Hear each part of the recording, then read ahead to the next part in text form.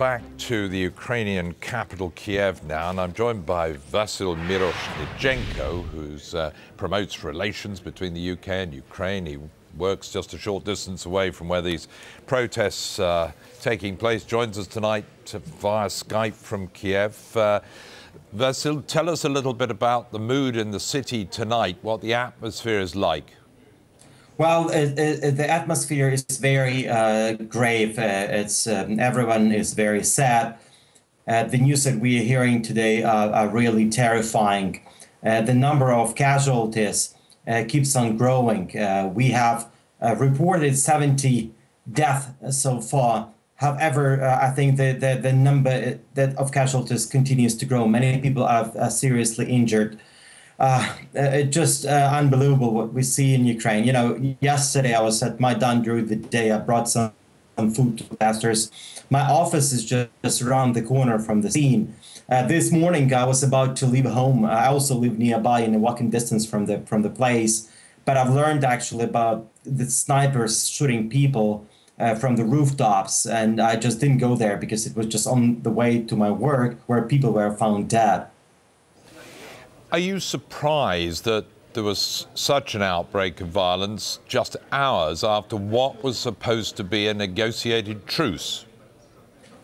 Yeah, I was really surprised. I never thought it could have happened because basically security forces are firing automatic weapons, and we have the confirmation of that all over. And not only among the casualties, we have actually confirmed videos and the confirmed photos of them using rifles. And this is very scary because what happened today in early afternoon, basically the riot police has withdrawn its forces from Maidan. However, snipers continue shooting at people, and many more casualties are adding as we speak.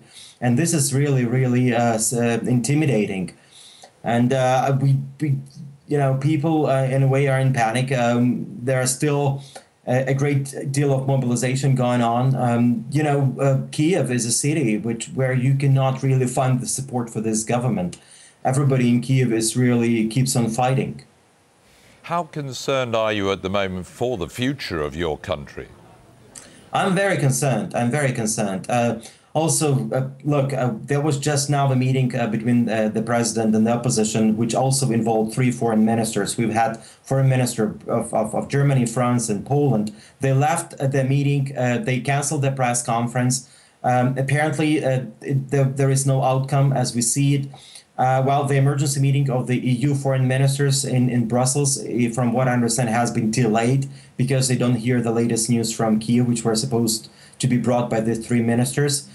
We don't know what's going to happen today. We are now having a session of the parliament right now is taking place. However, there is not the sufficient number of members of parliament there who can actually make who can vote and who can make the decisions. Most of the members of the party of the ruling party of regions have not turned up.